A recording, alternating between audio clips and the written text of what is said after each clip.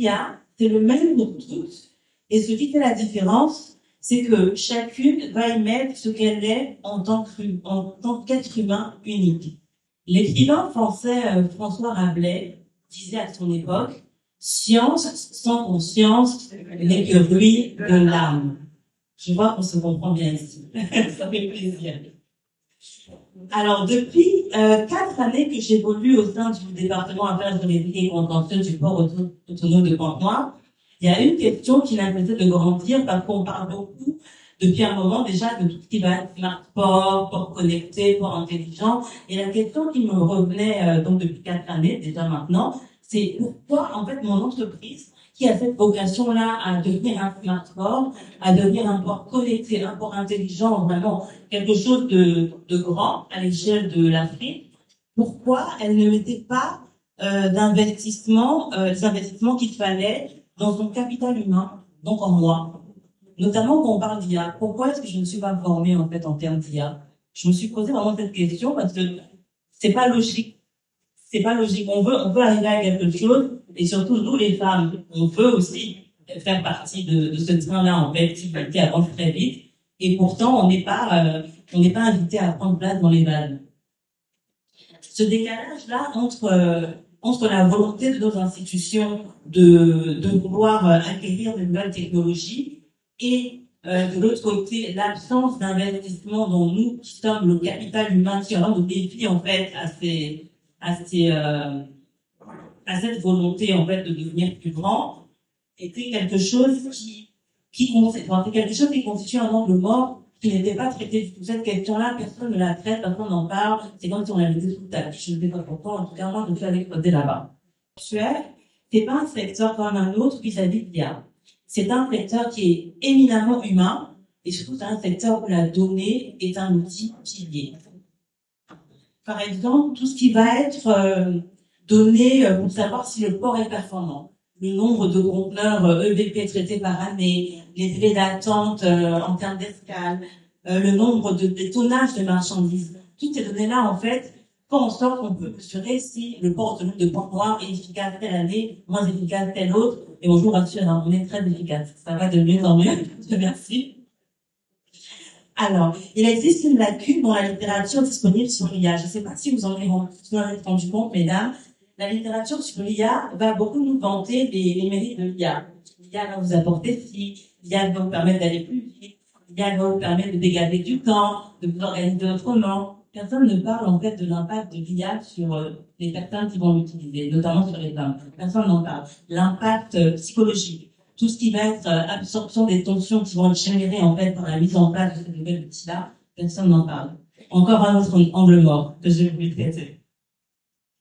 Par ailleurs, le secteur maritime et portuaire est soumis à une pression réglementaire qui a peu d'équivalent. Cette tension impose une articulation permanente entre ce que les algorithmes imposent et ce que nous, en tant qu'humains, on doit apprécier avec notre jugement et on doit décider et on doit assumer ces décisions. L'IA ne remplace pas la salariée. Ça, vraiment, c'est quelque chose qui est ressorti de toutes mes recherches et de ma préparation pour venir ici. C'est que l'IA ne va pas nous remplacer. Elle va nous obliger, en fait, à nous réinventer, à trouver des forces différentes pour exceller, en fait, chacune dans nos domaines. En effet, tous les métiers aujourd'hui sont en cours de mutation et de ce fait, cette mutation est accélérée par l'IA. Je pense qu'on en a toute conscience ici. Les attentes des salariés du PAPL, donc le port autonome de Pointe-Noire, vis-à-vis de l'IA et donc de leur management, parce que cette IA-là qui va être mise en place, ça va venir donc du top management qui va prendre une décision d'installer l'IA dans la structure. Et ce top management-là va faire descendre au niveau des équipes donc de management certaines informations que ces équipes de management devront à leur tour répercuter sur leurs collaborateurs et collaboratrices. Ce que donc les salariés EES du port autonome de Pointe-Noire attendent, c'est d'abord du sens. Du sens parce qu'elles vont chercher à comprendre pourquoi leur travail compte, dans quelle direction va la structure, comment leur contribution s'inscrit dans quelque chose de collectif et de cohérent. Ensuite, elles vont demander de l'autonomie et de la sécurité psychologique. C'est souvent quelque chose qu'on néglige, mais c'est très important parce que les organisations qui accordent davantage de liberté et de confiance à leurs équipes obtiennent toujours de meilleures performances dans la durée. Que chacune puisse s'exprimer, se sentir en sécurité, pouvoir chercher de l'aide et quand elles en ont besoin, c'est quelque chose en fait qui va réduire le risque d'absentéisme, réduire le risque de démission. Pousser les femmes en fait à plus d'engagement parce qu'elles vont se sentir écoutées, soutenues, protégées, donc forcément elles vont vouloir donner le meilleur d'elles-mêmes. Ensuite, les femmes du port de Port-Noir demandent en fait un développement au niveau de leur mission et un accompagnement en fait pour leur carrière. Être accompagné dans l'appréhension de l'IA revient en quelque sorte à être protégé de l'obsolescence et c'est une demande de sécurité professionnelle.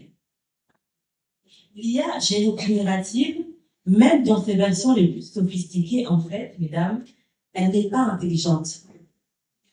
Donc, elle n'est pas intelligente au sens humain du terme. Elle est statistiquement sophistiquée, mais elle ne produit des réponses que en puissant dans des millions de données. Elle vous donne l'impression, en fait, que ce qu'elle va vous ressortir comme information, c'est quelque chose de réfléchi. Mais c'est pas vrai. En fait, elle fait le tri dans tout un tas d'informations et ce qu'elle va vous emmener, en fait, c'est vous qui l'aurez emmené à ça, parce que c'est vous qui l'aurez nourri, c'est vous qui lui aurez demandé, je veux que tu me donnes telle information par rapport à tel biais.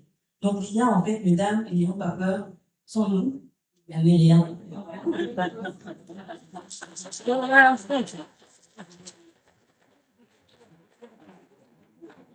Par ailleurs, il y a un certain nombre de choses que l'IA ne sait pas faire et ne saura jamais faire.